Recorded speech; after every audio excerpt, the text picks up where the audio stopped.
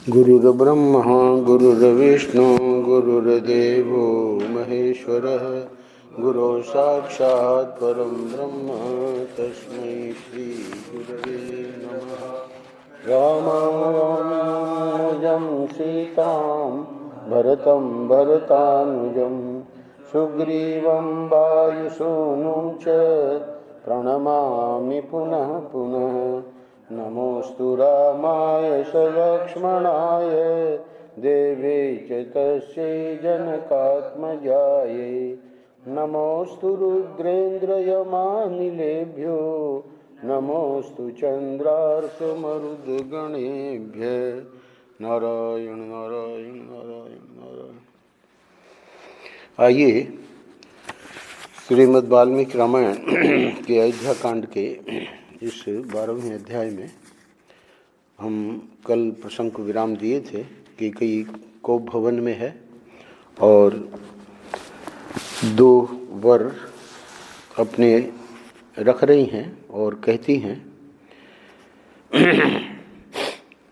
49वें श्लोक में, हे नरेश्वर, मैं आपके सामने अपनी और भरत की शपथ खाकर कहती हूँ कि राम को इस देश से निकाल देने के सिवाय दूसरे किसी वर से मुझे संतोष नहीं होगा। राजा ने कहा, भरत वाला तो ठीक है, उसका राज्याभिषेक हो जाएगा, पर ये कह रही है कि दूसरा वर ज़्यादा महत्वपूर्ण है। इतना कहकर कैकेयी चुप हो गई। 50वां श्लोक। राजा बहुत रोए गिड़गिड़ाए, किंतु उसने उनकी किसी बात का जवाब नहीं दिया। श्री राम का वनवास हो और भरत का राज्याभिषेक, कैकेयी के मुख से यह परम अमंगलकारी वचन सुनकर राजा की सारी इंद्रियां व्याकुल हो उठी। वे एक मुहूर्त तक कैकेयी से कुछ न बोले। उस अप्रिय वचन बोलने वाली प्यारी रानी की ओर केवल एकटक दृष्टि से देखते रहे। मन को अप्रिय लगने वाली कैकेयी की वह वज्र के समान कठोर तथा दुख शोकमयी वाणी सुनकर राजा को बड़ा दुख हुआ। उनकी सुख शांति छिन गई। देवी कैकेयी के उस घोर निश्चय और किए हुए शपथ की ओर ध्यान जाते ही वे हा राम कहकर लंबी सांस खींचते हुए कटे वृक्ष की भांति गिर पड़े। उनकी चेतना लुप्त सी हो गई। वे उन्मादग्रस्त से प्रतीत होने लगे। उनकी प्रकृति विपरीत सी हो गई।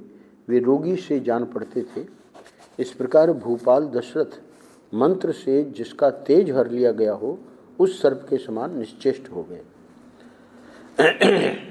सर्प में बड़ा तेज होता है, पर जो मंत्र के जानकार होते हैं सर्प के तेज को हर लेते हैं। तदनंतर उन्होंने दीन और आतुर वाणी में कैकेयी से इस प्रकार कहा, अरे तुझे अनर्थ ही अर्थ सा प्रतीत हो रहा है। किसने तुझे इसका उपदेश दिया है? जान पड़ता है तेरा चित्त किसी भूत के आवेश से दूषित हो गया है। पिशाचग्रस्त नारी की भांति मेरे सामने ऐसी बातें कहती हुई तू लज्जित क्यों नहीं होती? मुझे पहले इस बात का पता नहीं था कि तेरा यह कुलांगनोचित शील इस तरह नष्ट हो गया है। बालावस्था में जो तेरा शील था उसे इस समय मैं विपरीत सा देख रहा हूँ। तुझे किस बात का भय हो गया है जो इस तरह का वर मांगती है? भरत राज सिंहासन पर बैठे और श्री राम वन में रहें, यही तू मांग रही है। यह बड़ा असत्य तथा ओछा विचार है। तू अब भी इससे विरत हो जा। क्रूर स्वभाव और पापपूर्ण विचार वाली नीच दुराचारिणी यदि अपने पति का, सारे जगत का और भरत का भी प्रिय करना चाहती है तो इस दूषित संकल्प को त्याग दे। तू मुझमें या श्री राम में कौन सा दुखदायक या अप्रिय बर्ताव देख रही है कि ऐसा नीच कर्म करने पर उतारू हो गई है? श्री राम के बिना भरत किसी तरह राज्य लेना स्वीकार नहीं करेंगे, क्योंकि मेरी समझ में धर्म पालन की दृष्टि से भरत श्री राम से भी बढ़े चढ़े हैं। श्री राम से यह कह देने पर कि तुम वन को जाओ, जब उनके मुख की कांति राहुग्रस्त चंद्रमा की भांति फीकी पड़ जाएगी उस समय मैं कैसे उनके उस उदास मुख की ओर देख सकूंगा। यहाँ पर जो कह रहे हैं दशरथ, तो अभी ये राम को समझे नहीं हैं, क्योंकि इसी वाल्मीकि रामायण में आगे आवेगा कि उनकी कांति फीकी पड़ने का सवाल ही नहीं, शिकन तक नहीं आई जब उनको पता लगा कि हमको वनवास जाना है, कुछ नहीं। पर फिर भी दशरथ समझते हैं कि कहाँ किसी को वनवास मतलब राज्य दिया जा रहा है और उसको कहें कि वनवास जाना पड़ेगा।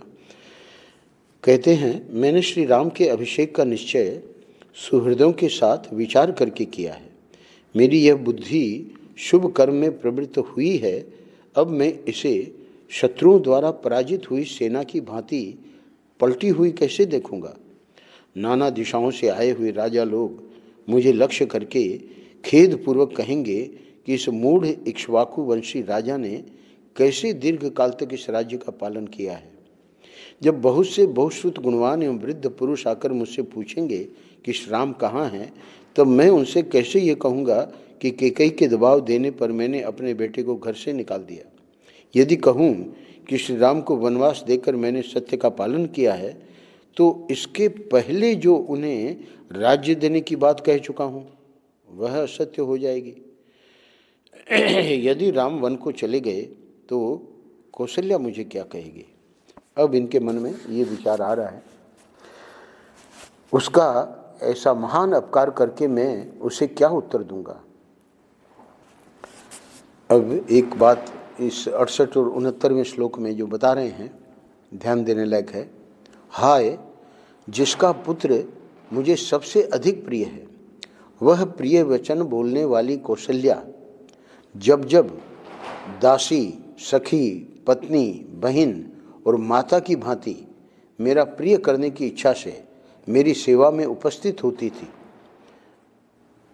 पत्नी की कितनी भूमिकाएं हैं पति के प्रति, उनकी दासी भी है, सखी भी है, पत्नी भी है, बहन भी है, माता भी है, हर प्रकार से तो उसकी भांति मेरा प्रिय करने की इच्छा से मेरी सेवा में उपस्थित होती थी।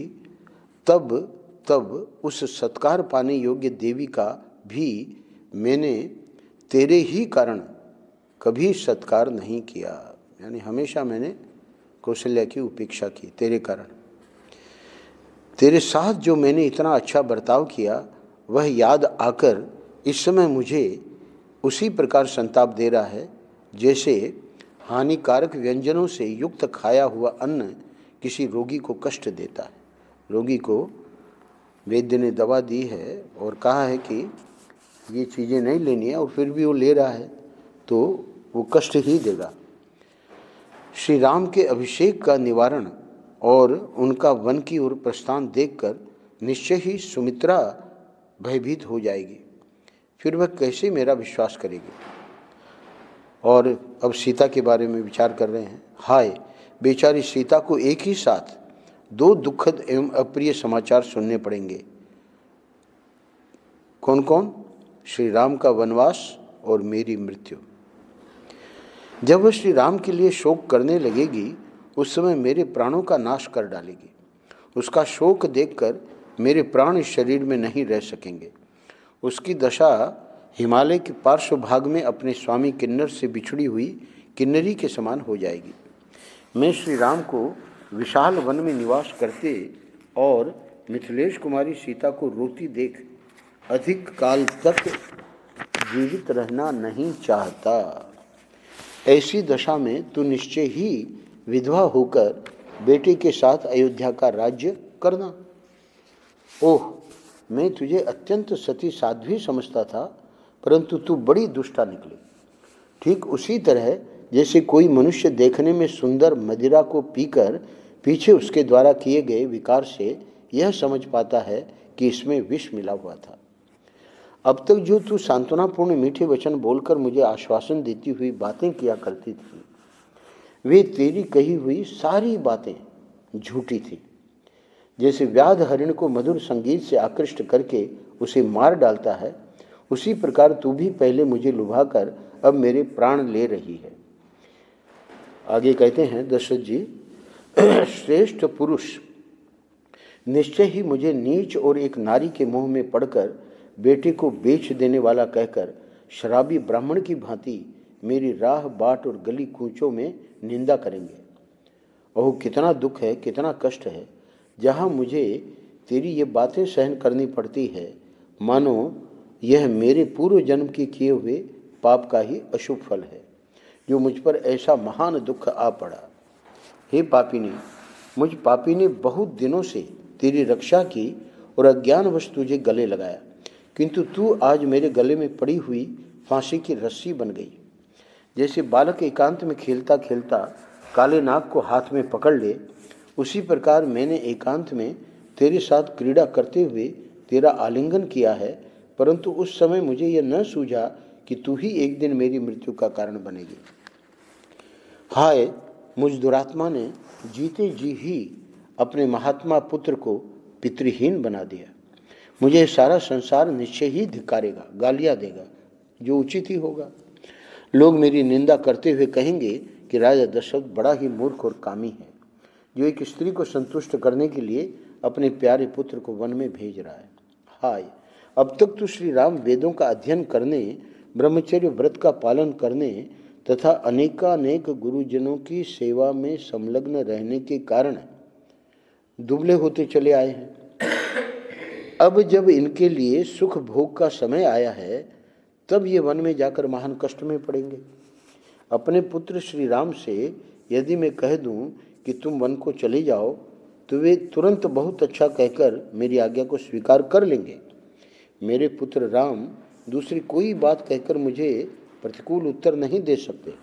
दशरथ जी इस बात को जानते हैं, आज्ञाकारी हैं। यदि मेरे वन जाने की आज्ञा दे देने पर भी श्री रामचंद्र उसके विपरीत करते वन में नहीं जाते, तो वही मेरे लिए प्रिय कार्य होगा। वो करेंगे नहीं ऐसा, पर कदाचित अगर न जावें तब तो मेरा प्रिय कार्य होगा, किंतु मेरा बेटा ऐसा नहीं कर सकता। यदि रघुनंदन राम वन को चले गए, तो सब लोगों के धिक्कार पात्र बने हुए मुझे अक्षम्य अपराधी को मृत्यु अवश्य यमलोक में पहुंचा देगी। यदि नरश्रेष्ठ श्री राम के वन में चले जाने पर मेरी मृत्यु हो गई, तो शेष जो मेरे प्रियजन कौशल्या आदि यहाँ रहेंगे, उन पर तो कौन सा अत्याचार करेगी, पूछ रहे हैं। देवी कौशल्या को यदि मुझसे, श्री राम से तथा शेष दोनों पुत्र लक्ष्मण और शत्रुघ्न से विछोह हो जाएगा, तो वह इतने बड़े दुख को सहन नहीं कर सकेगी। अतः मेरे ही पीछे वह भी परलोक सिधार जाएगी। सुमित्रा का भी यही हाल होगा, ऐसा ये कल्पना कर रहे हैं, इनका ऐसा मानना है। हे कैकेयी, इस प्रकार कौशल्या को, सुमित्रा को और तीनों पुत्रों के साथ मुझे भी नरक तुल्य महान शोक में डालकर तू स्वयं सुखी होना, अनेकानेक गुणों से सत्कृत, मतलब भले तुम सुखी हो जाना, अनेकानेक गुणों से सत्कृत, शाश्वत तथा क्षोभ रहित ये इक्ष्वाकु कुल जब मुझसे और श्री राम से परित्यक्त होकर शोक से व्याकुल हो जाएगा, तब उस अवस्था में तू इसका पालन करेगी। यदि भरत को भी श्री राम का यह वन में भेजा जाना प्रिय लगता हो, तो मेरी मृत्यु के बाद वे मेरे शरीर का दाह संस्कार न करें। 92वें श्लोक में क्या कह रहे हैं? यदि भरत को भी श्री राम का यह वन में भेजा जाना प्रिय लगता हो, तो मेरी मृत्यु के बाद वे मेरे शरीर का दाह संस्कार न करें, मेरे शरीर को हाथ न लगाएं। पुरुष शिरोमणि श्री राम के वन गमन के पश्चात मेरी मृत्यु हो जाने पर अब विधवा होकर तू बेटे के साथ अयोध्या का राज्य करेगी। हे राजकुमारी, तू मेरे दुर्भाग्य से मेरे घर में आकर बस गई। तेरे कारण संसार में पापाचारी की भांति मुझे निश्चय ही अनुपम अपयश, तिरस्कार और समस्त प्राणियों से अवहेलना प्राप्त होगी। मेरे पुत्र सामर्थ्यशाली राम बारंबार रथों, हाथियों और घोड़ों से यात्रा किया करते थे, वे ही अब उस विशाल वन में पैदल कैसे चलेंगे? भोजन के समय जिनके लिए कुंडलधारी रसोइये प्रसन्न होकर पहले मैं बनाऊंगा ऐसा कहते हुए खाने पीने की वस्तुएं तैयार करते थे, वे ही मेरे पुत्र रामचंद्र वन में कसेले, तिक्त और कड़वे फलों का आहार करते हुए किस तरह निर्वाह करेंगे? जो सदा बहुमूल्य वस्त्र पहना करते थे और जिनका चिरकाल से सुख में ही समय बीता है, वे ही श्री राम वन में गेरुए वस्त्र पहनकर कैसे रह सकेंगे। श्री राम का वन गमन और भरत का अभिषेक, ऐसा कठोर वाक्य तूने किसकी प्रेरणा से अपने मुंह से निकाला है। अगले श्लोक में अगले 2 श्लोक इम्पोर्टेंट है। स्त्रियों को धिक्कार है क्योंकि वे शठ और स्वार्थपरायण होती हैं, परंतु मैं सारी स्त्रियों के लिए ऐसा नहीं कह सकता, केवल भरत की माता की ही निंदा करता हूं।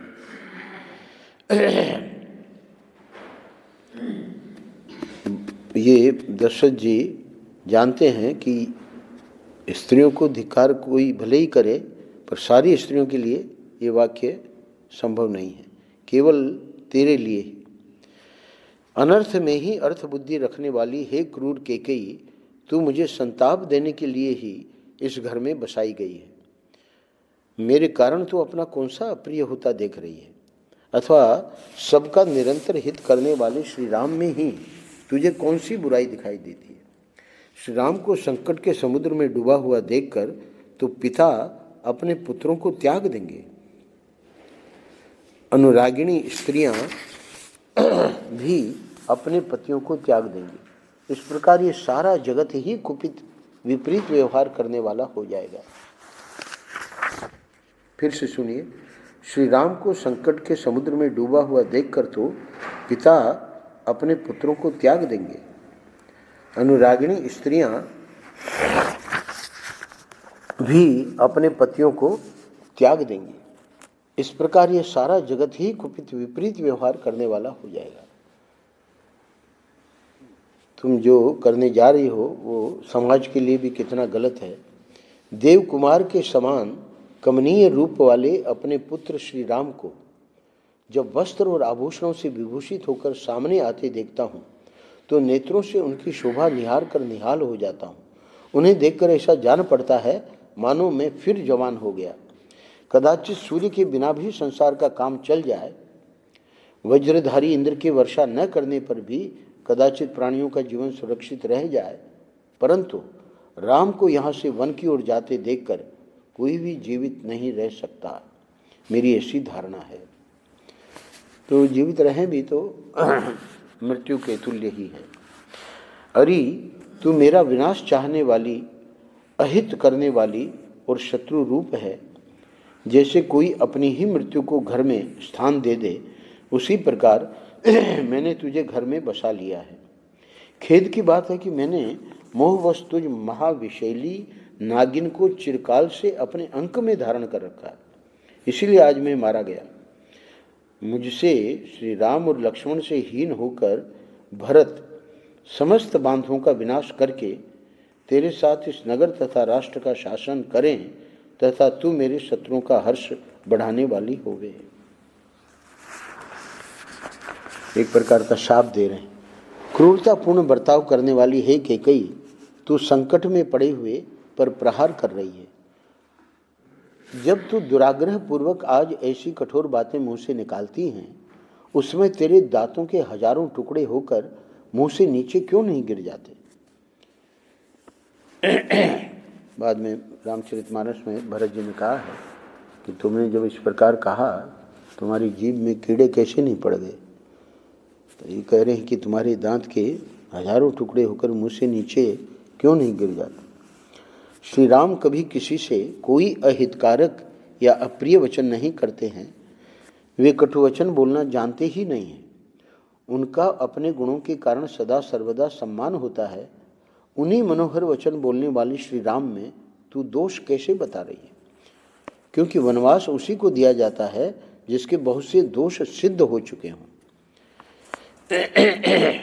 तू चाहे ग्लानि में डूब जा अथवा आग में जलकर खाक हो जा, या विष खाकर प्राण दे दे, अथवा पृथ्वी में हजारों दरारें बनाकर उसी में समा जा, परंतु मेरा अहित करने वाली तेरी यह अत्यंत कठोर बात मैं कदापि नहीं मानूंगा। तू छुरे के समान घात करने वाली है।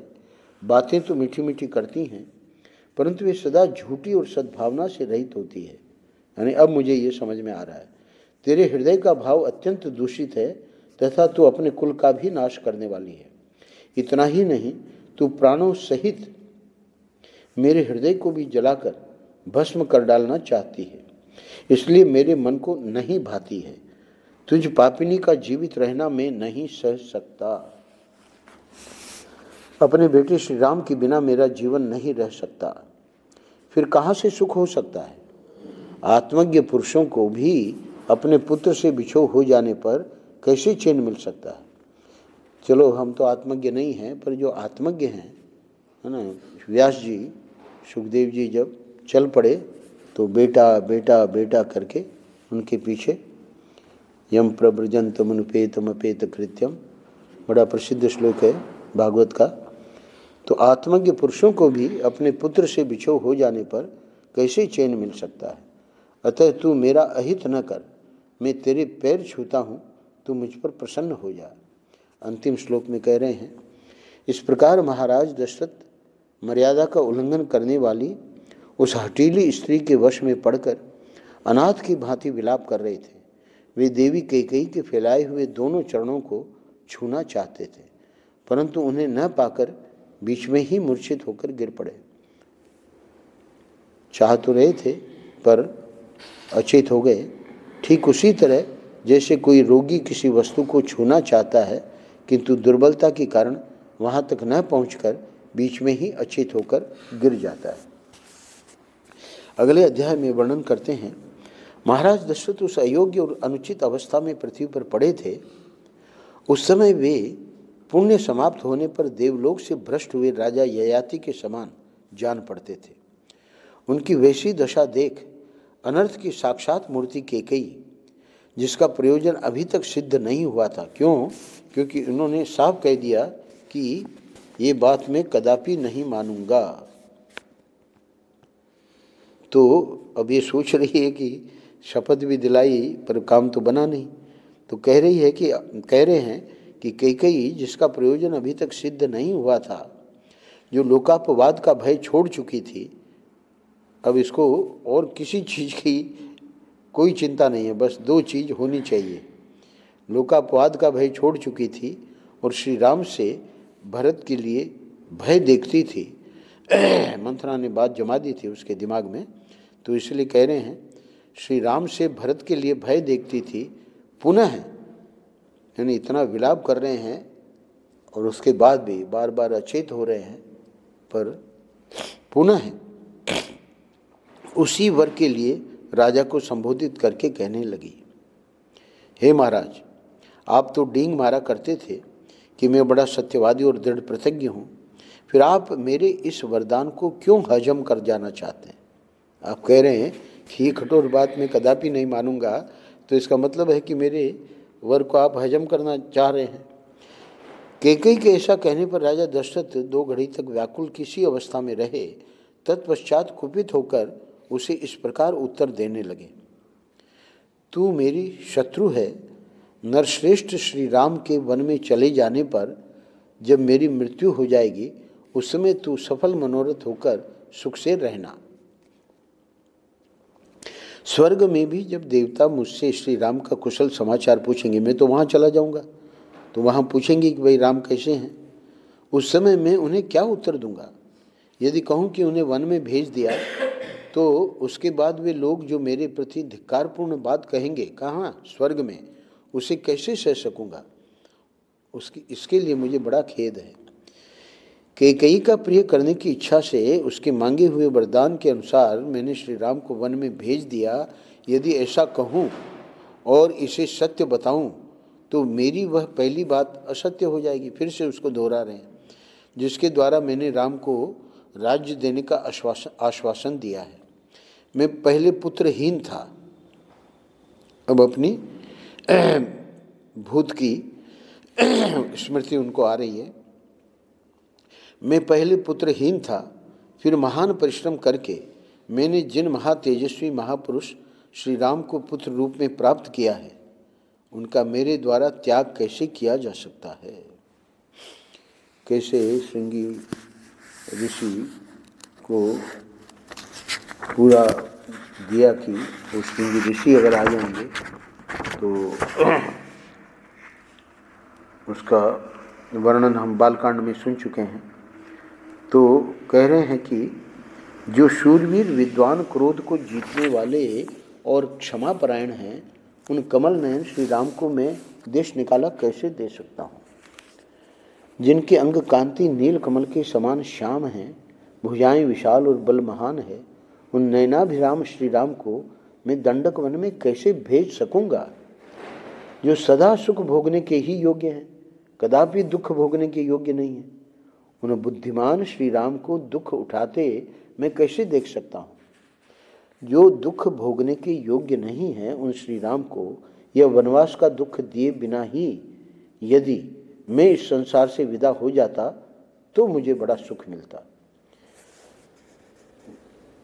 हे कैकेयी, सत्य पराक्रमी श्री राम मुझे बहुत प्रिय हैं। तू मुझसे उनका विछोह क्यों करा रही है। ऐसा करने से निश्चय ही संसार में तेरी वह अपकीर्ति फैलेगी जिसकी कहीं तुलना नहीं है। इस प्रकार विलाप करते करते राजा दशरथ का चित्त अत्यंत व्याकुल हो उठा। इतने में ही सूर्यदेव अस्ताचल को चले गए और प्रदोष काल आ पहुंचा। वह 3 पहरों वाली रात यद्यपि चंद्रमंडल की चारु चंद्रिका से आलोकित हो रही थी, तो भी उस समय आर्त होकर विलाप करते हुए राजा दशरथ के लिए प्रकाश या उल्लास न दे सकी। बूढ़े राजा दशरथ निरंतर गर्म छास लेते हुए आकाश की ओर दृष्टि लगाए आर्त की भांति दुखपूर्ण विलाप करने लगे। अब वो इधर तो सूर्यास्त हो चुका है और अब क्या विलाप कर रहे हैं सूर्यास्त के बाद, उसका वर्णन संक्षेप में है। क्योंकि पूरी रात विलाप करते रहे तो वो तो बहुत लंबा रहा होगा, पर अचेत भी पड़े रहे। नक्षत्र मालाओं से अलंकृत कल्याणमयी रात्रि देवी, हे रात्रि देवी, मैं नहीं चाहता कि तुम्हारे द्वारा प्रभात काल लाया जाए। मुझ पर दया करो, मैं तुम्हारे सामने हाथ जोड़ता हूँ। अथवा शीघ्र बीत जाओ, या तो ये दिन आवे ही नहीं, और या फिर रात को कह रहे हैं रात्रि देवी को तुम शीघ्र बीत जाओ, क्योंकि जिसके कारण मुझे भारी संकट प्राप्त हुआ है, उस निर्दय और क्रूर कैकेयी को अब मैं नहीं देखना चाहता। कैकेयी से ऐसा कहकर राजधर्म के ज्ञाता राजा दशरथ ने पुनः हाथ जोड़कर उसे मनाने या प्रसन्न करने की चेष्टा आरंभ की। फिर मन में विचार आया कि शायद मान जाए। क्या कहते हैं, हे कल्याणमयी देवी, जो सदाचारी दीन तेरे आश्रित गतायु यानी मरणासन्न और विशेषतः राजा हैं, ऐसे मुझ दशरथ पर तू कृपा कर। हे कैकेयी नंदिनी, मैंने जो यह श्री राम को राज्य देने की बात कही है, वह किसी सूने घर में नहीं, भरी सभा में घोषित की है। अतः हे बाले, तू बड़ी सहृदय है, इसलिए मुझ पर भली भांति कृपा कर, जिससे सभासदों द्वारा मेरा उपहास न होवे। हे देवी, प्रसन्न हो जा। हे, अब देखिए उनके जो वो हैं संबोधन बदल रहे हैं। पहले तो पापिनी दुराचारिणी, अब कह रहे हैं प्रसन्न करने के लिए, हे कजरारे नेत्र प्रांत वाली प्रिय, मेरे श्री राम तेरे ही दिए हुए इस अक्षय राज्य को प्राप्त करें, इससे तुझे उत्तम यश की प्राप्ति होगी। हे प्रसुल नितंब वाली देवी, हे सुमुखी, हे सुलोचने, यह प्रस्ताव मुझको, श्री राम को, समस्त प्रजावर्ग को, गुरुजनों को तथा भरत को भी प्रिय होगा, अतः इसे पूर्ण कर। क्या कह रहे हैं, यानी श्री राम तेरे ही दिए हुए इस अक्षय राज्य को प्राप्त करें।